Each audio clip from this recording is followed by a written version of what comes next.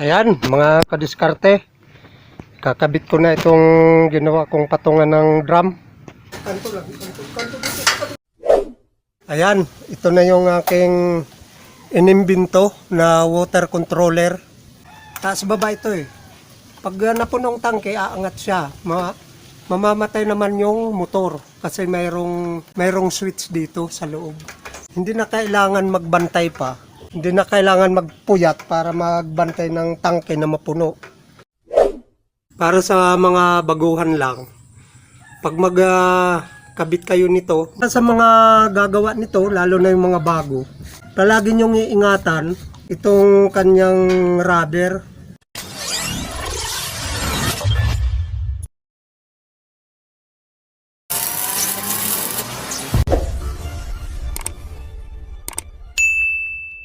Ayan mga kadiskarte, samahan nyo ako sa aking part 2 ng paggawa ko ng pagbaon ng tubo ng tubig.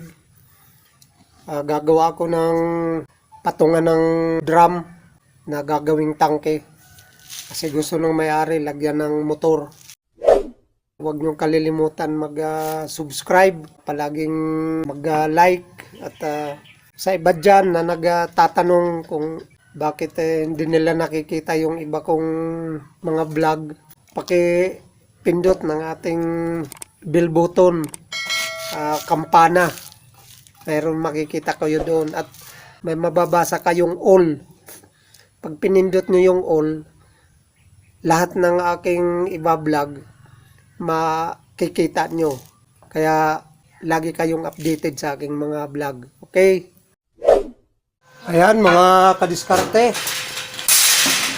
gumagawa ako ngayon ng tungtungan ng tangke na drum para sa ginawa kong ibinoon kong tubo ng tubig. Kasi gusto ng may-ari lagyan ng tangke, isang drum lang ang gusto niya kasi mababa lang yung bahay niya, pwede na daw yung isang drum. Kaya ito, gumagawa ako ng patungan ng drum. Dali dito ko na sa shop ko ginawa kasi doon sa lugar niya walang kuryente. Kaya pag dinala ko ito doon at pag kinabit, dadalhan ko siya ng generator para makapag-welding ako. Yan, sundan lang.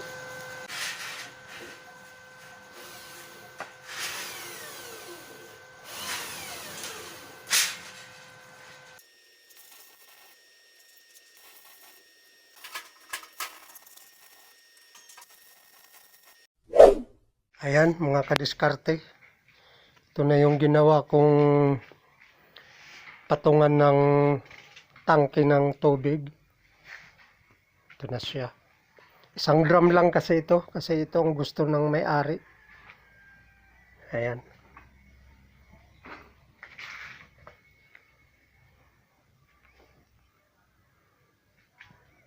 Ito yung drum na gagamitin.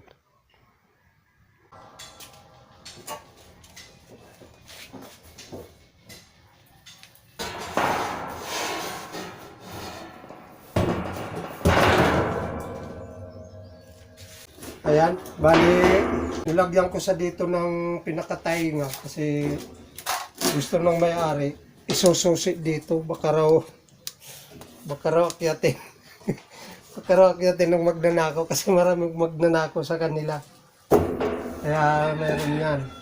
Ngayon may inimbento ako na water controller, kakabitan ko na rin siya. Bali ito yung aking water controller. Dalawang klase ang ginagawa ko dito eh.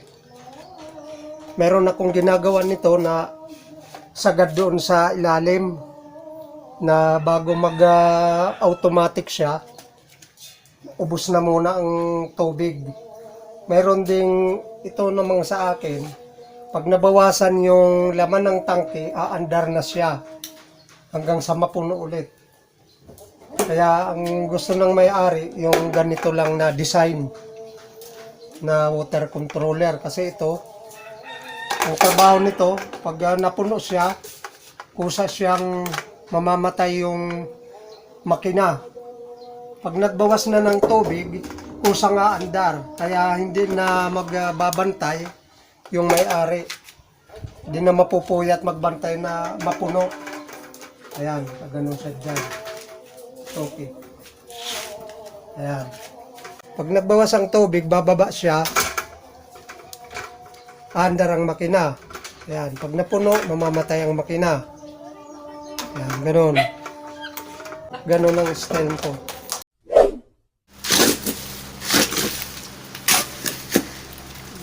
Hey! Tatayo ako ng haligi ng patungan ng drum. Bali, nakapaglagay na ako ng dalawa. Ayan. Dalawa na lang yung butas na lalagyan ko ng haligi. Tapos niyan, mag-assemble na ako ng linya ng tubo. So, bye-bye lang para makita ang kabuuan. Ayan, mga kadiskarte. Kakabit ko na itong ginawa kong patungan ng drum. Ito na yung part 2 ng aking video. Ayan. Papatong na namin dyan sa haligi na yan. Kanto lang, kanto dito, kanto mo, tapos sa patong dito.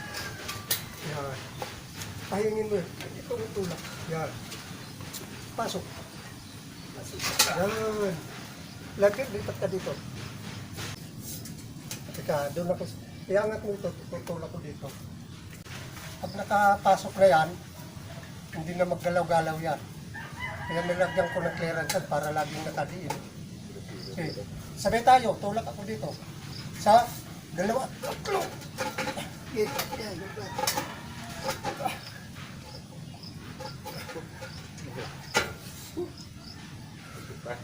Sa dalawa. Sa dalawa. Yun. Ganun lang diskarte. Sa dalawa. Yan, sige, tulak, tulak. Yun. Itam. Buo na. Yari na.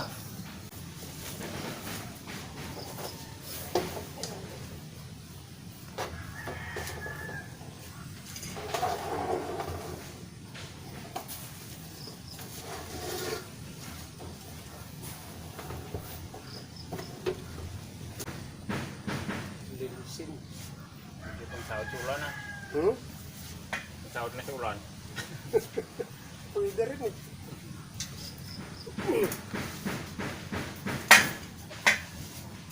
Parang winelding na. Kita nyo parang winelding na. Nakyat-akyat ko na. Ayan, mga kadiskarte. Pinopol weld na. Bali, susunod ko dyan yung pagkabit ng tubo. Pababa. Bali, kinabitan ko na sa ng tubo. Galit dito sa tangke. Ayan. Ayan. Bali, nilagyan ko siya ng ball valve. Saka dito yung kanyang union. Para ang purpose ko dito, pagka maglilimas ng tangke, kakalasin dito sa union. Tapos pwedeng isara ito, pwedeng buksan. Ayan. Ito ang purpose nito para pag naglimas ng tangke, maililihis ang pagpaawas ng tubig galing sa paglimas sa tangke. Pinsan na medyo maingay lang kami kasi may generator ako. Wala kasing kuryente dito sa lugar nila. Ngayon, itong tubo na ito, ikukunik ko na siya dito sa main. Ayan. Ito na magkakunik. Mayroon ng dating linya ito. Yung una nilang linya. Bali, duduktong ko na lang dito yung tubo. galing dito sa inilagay kong tangke. Sana masubaybayan nyo sa mga gustong matuto para sa karagdagang kalaman. Ang tubo ko na inilagay di uno. Yung dudugtungan, 1/2. Kaya naglagay ako dito ng reducer. 1/1/2. Uno dito. Itong kabilang dulo, 1/2. Para tumugma siya dito sa linya.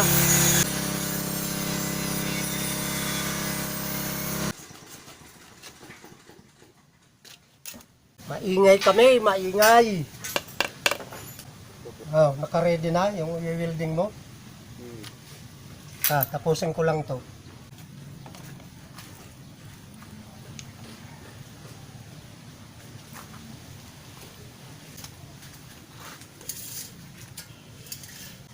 Kinakamay ko lang ito kasi wala akong pang sungkit. Saka masarap kamayin, malamig.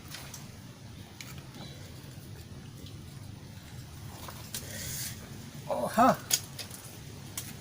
Ayan na siya. Yan, naka-ready na. Mga kadiskarte, kung mapapansin nyo yung ating tangke, medyo ano siya, mababa. Kasi yan ang gusto ng may-ari.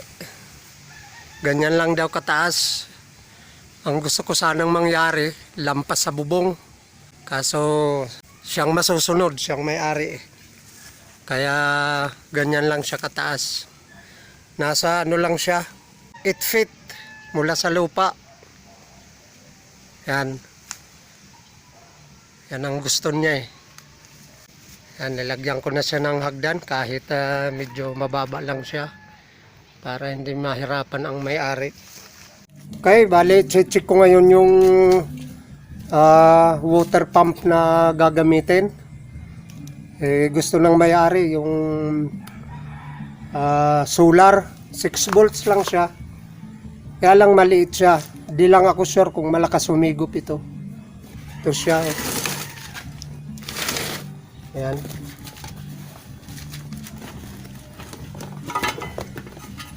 Ito siya. Ito yung ikakabit ko. Subukan natin kung malakas ito humigop. Bali dito ko lang siya ikakabit.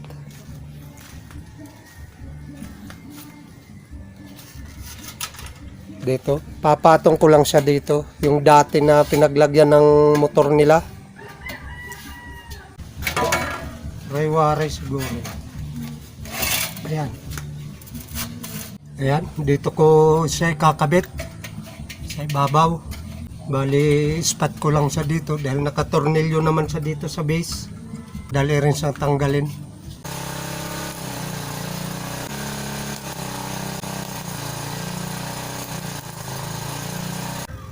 Okay na.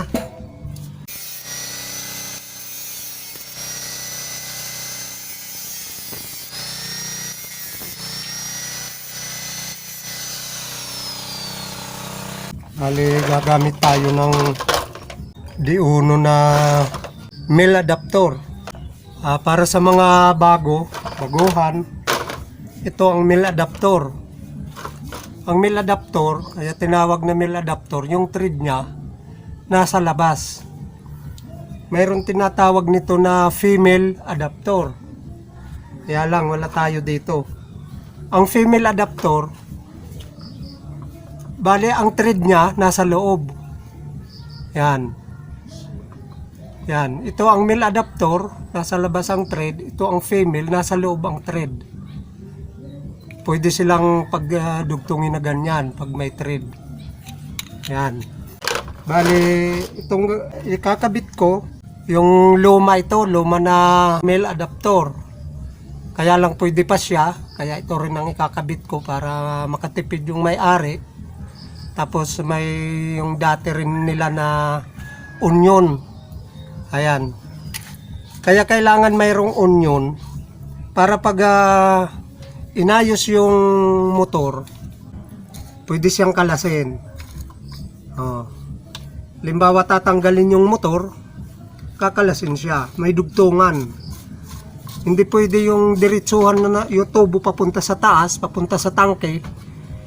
Kasi pag nasira ang motor, magpuputol ka ng tubo. Pangit na yon. Kaya kailangan yung may dugtungan siya. Ito yung tinatawag na union. Ayan. Ito rin ang kakabit natin kasi pwede pa naman siya. Tsaka sa mga gagawa nito, lalo na yung mga bago, palagi nyong iingatan itong kanyang rubber. Itong pinaka-gasket. Pag natatanggal kasi ito pag ito ay nawala, sumisingaw na yan. Singaw na, hindi siya makaka-control ng tubig. Kaya kailangan iingatan ito para hindi ito malalaglag. Yung iba naman na mga bago lang gumagawa nito, nilalagyan nila ito ng teflon, itong thread. Kahit mayroon pang guma dito, nilalagyan nila ng teflon. Mali yan. Kahit wala ng teflon yan. Kasi kahit lagyan pa yan ng teflon, kung talagang may singaw na itong labi niya, sisingaw pa rin yan. Kasi dito dadaan sa gilid nitong bandang taas ito. Dito sa gilid sisingaw. Pero dito sa may thread na nilagyan ng teflon, hindi sisingaw. Ang sisingaw naman dito naman sa ibabaw. Pag wala na itong gasket na to. Kaya pag mayroon pa ito, pag buo pa ito, hindi na kailangan lagyan ito ng teflon. Kasi pampasikip lang ng thread yan. Yan. Pagka may gasket pa yan, kahit hindi masyadong mahigpit yan, hindi na sisingaw yan.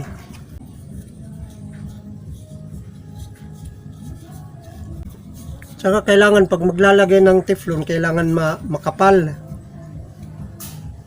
Saka wag masyadong ilalagay dito sa gilid. Kasi pagka masyadong malapit sa labi, pag ginanyan, ayan, ganyan ang nangyayari Kung minsan hindi napapansin na natabunan na yung butas. Kasi itong teflon, nainat yan Nainat yan. Napakanipis. Yan. Kaya pag naglagay, kailangan huwag isagad sa gilid, sa dulo. Kailangan may clearance. Diyan lang talaga sa thread. Kaya kailangan medyo makapal ang paglagay kasi itong teflon na to malambot siya. Kahit makapal yan, nalapat pa rin yan kasi malambot. Yan ang pinaka control ng pagsingaw.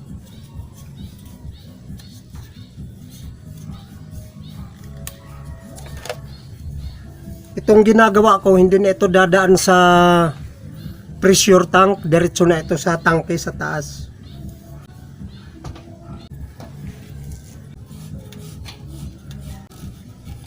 Okay, yan na.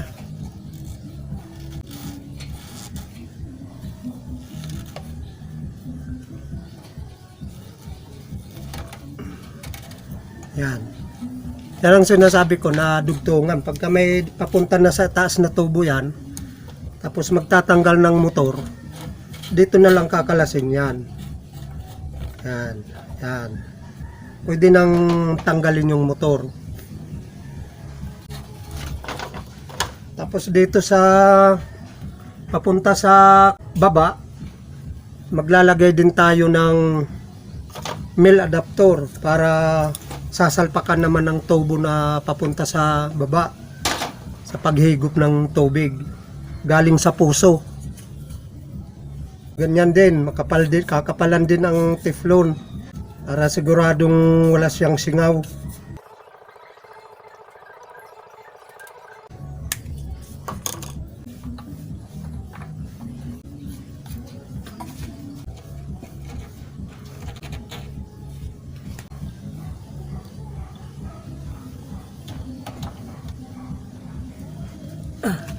Kailangan alalay lang higpit kasi plastic yan, daling mabasag. Basta't wag lang sumingaw.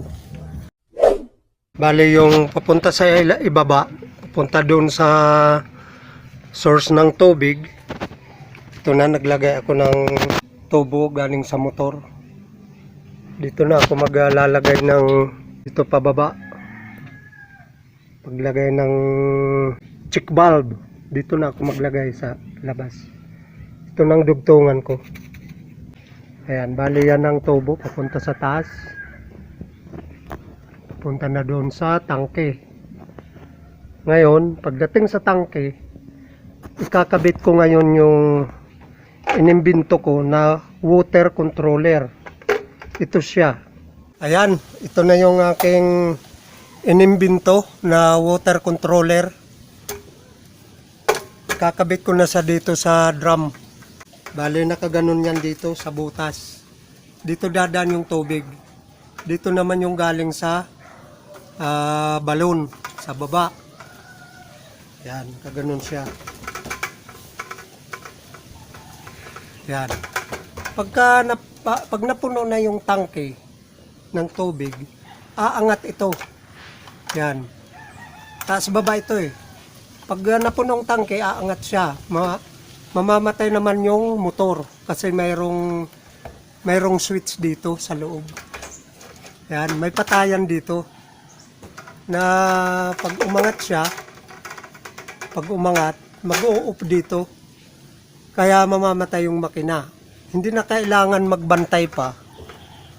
Hindi na kailangan magpuyat para magbantay ng tangke na mapuno.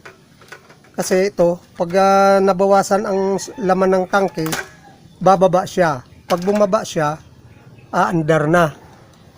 Ayan, yan ang trabaho niya. Ayan. Kaya napakaganda nitong aking naimbento. Marami na rin akong nakabitan nito.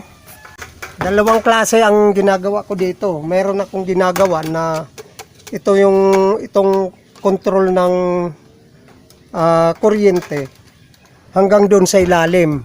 Dalawang klase. Mayroon akong sa ibabaw lang. Mayroon hanggang doon sa ilalim. Depende kasi sa gusto ng nagpapakabit. Ayan na. Mga kadiskarte. Ka-permis na siya. Kabit ko na. Ayan. Pag napunong tubig, aangat siya. Mamamatay na yung makina. Pag bawas ng tubig, bababa siya. Aandar yung makina. Ayan, nakakabit na yung tubo papunta doon sa motor. Ayan. Punta doon sa baba. Tapos may takip siya. Yung itatakip ko dito, ito rin yung tinanggal ko dito, yung tinabas. Ito rin yung itatakip ko. Ayan, nakasukat na yan dyan. Nakasalpak na yan. Pepermis na lang yan pag okay na, pag may tubig na. Ito na yung ating wire. Ayan. Papunta rin sa motor. Ayan.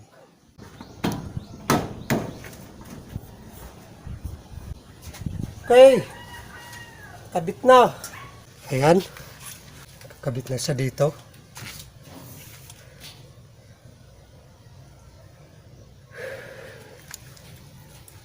Kuryente na lang ang kulang. Okay, subaybay lang. Ayan, mga kadiskarte na linya ko na rin yung wire. Ayan. Ayan, papunta doon sa tangki. Ayun. Punta doon sa water controller. Ang ating wire ay ganito lang kalaki, number 17 na flat cord kasi 12 volts lang naman yung ating motor. Kayang-kaya na yan. Bali, ito na siya. Kukunik na lang yan papunta sa main. Ayan, bali maglilinya na tayo. Magdudugtong na tayo ng tubo. Maglalagay na tayo ng check valve. Tsaka onion. Punta dito sa baba. Ito yung ating mga gamit. Ito yung onion. Kailangan may onion para pag magkakalas, madali lang. Ayan. Kailangan itong guma, ingatan. Kasi pag nawala yan, sisingaw na. Tapos may mil adapter para dito sa check valve. Ito. Ito yung check valve para sa mga bago, mga baguhan. Itong check valve. Ang gamit nito, siya ang mag-control ng tubig na magkaroon lagi ng stock na tubig sa papunta dun sa water pump, sa motor. Kailangan ito walang singaw. Kasi kung may singaw ito, palagi kang magpa-prime, tsaka mahihirapan siyang humigop. Kailangan na-stack dito ang tubig, kailangan walang singaw. Ang pagtesting nito, kung may singaw, pwede lagyan ito ng tubig, makikita kung magbabawas. Kaya naman, pwedeng hipan. Hipan. Pag may singaw, ibig sabihin, dadaan ang tubig. Pag singaw na yan, kailangan palitan kasi sira na yan.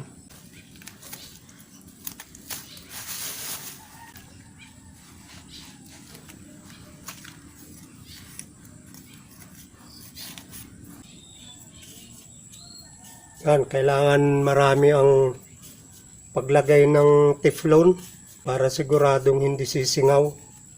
Kahit naman ito makapal kasi malambot lang siya.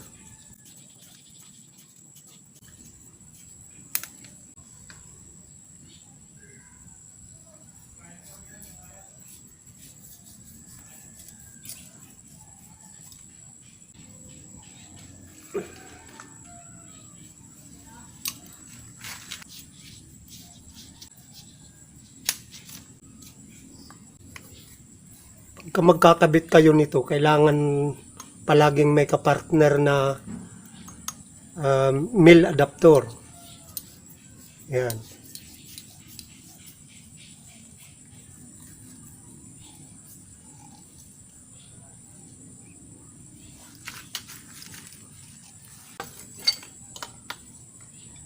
Pag ihigpit nito, alalay lang kasi plastic lang. Pag sobrang higpit, masisira. Para sa mga baguhan lang, pag magkabit kayo nito, may mga check valve na may arrow yan. May arrow. Yung iba naman, walang arrow. Katulad nito, wala.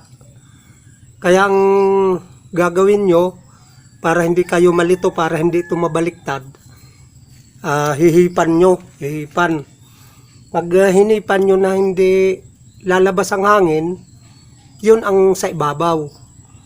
Halimbawa, hinipan yung ganyan, walang lumabas. Ito ang ibabaw. Kasi dito ma-stack yung tubig pataas. Pero pag dito sa kabila hinipan, lalabas ang hangin. Ibig sabihin, itong hinipan sa kabila na hindi lumabas ang hangin, ito ang ibabaw.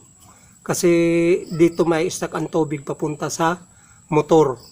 Kasi pag nabaliktad yan, hindi gagana yan.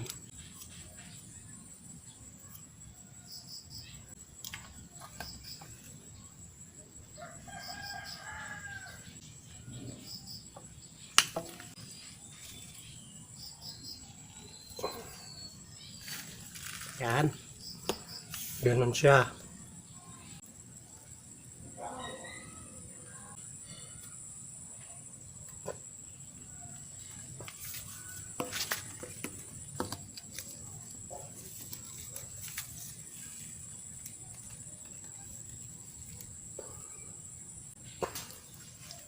Okay na, dugtong na.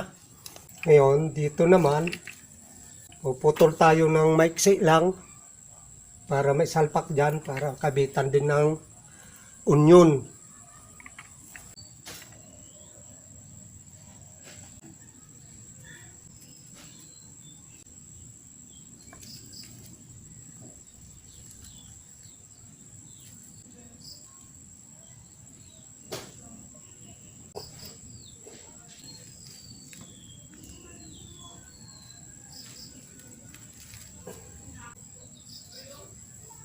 Yan.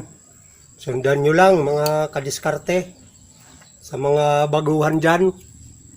Ganyan lang magkabit.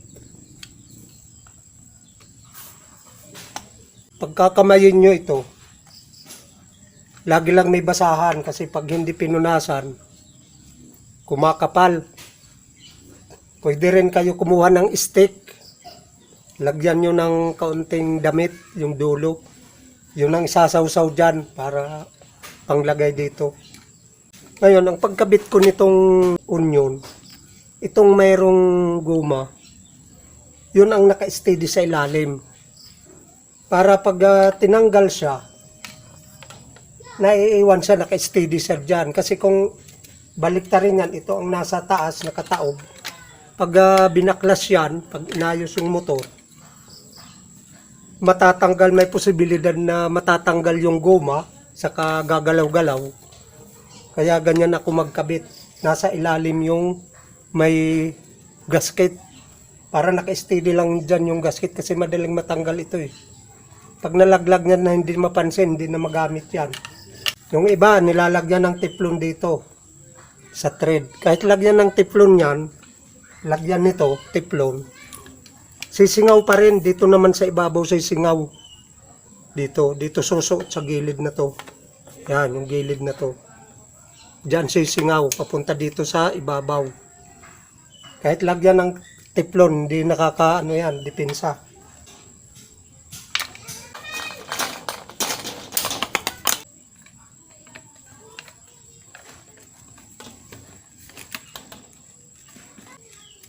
Kinakamay ko lang ito para nasisiguro ko na lahat ng paligid na lalagyan.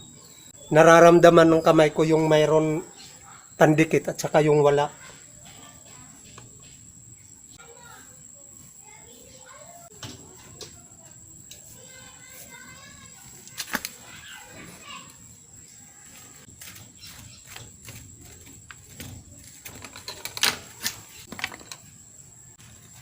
Ayun.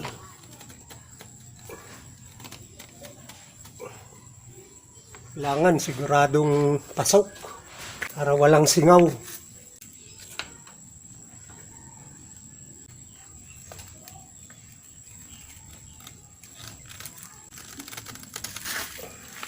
Ayan mga kadiskarte, naikabit ko na. Tapos na ito. Tabayanan nyo yung pagtesting natin kung kayang humigop nitong 12 volts na motor na solar. Ayan mga kadiskarte, bali ang mangyayari, hindi natin matitesting ito yung pagpadaloy ng tubig papunta dito sa tangke dahil na-cancel yung order na solar para dito sa motor na ito. Hanggang dito lang muna ang ating video. Naituro ko naman na yung pagkabit ng tubo. Okay, pasensya na. Hindi na natin mabibidyohan yung pagpadaloy ng tubig. Dahil yun nga, hindi dumating yung order na solar. Pero sigurado naman na maganda na ang tubig niya. Na-testing ko na dyan sa testing ko ng puso. Hindi pa malaman kung kailan makaka-order ng solar yung may-ari. Hanggang dito na lang ang ating video muna. Okay, hanggang sa muli sa mga susunod kong video. Tabayanan nyo lang at lagi kayong mag-subscribe, mag-like. Lagi nyong subaybayan ang aking mga video para marami pa kayong matutunan sa mga gustong matuto at sa mga baguhan. Bye bye sa ating lahat.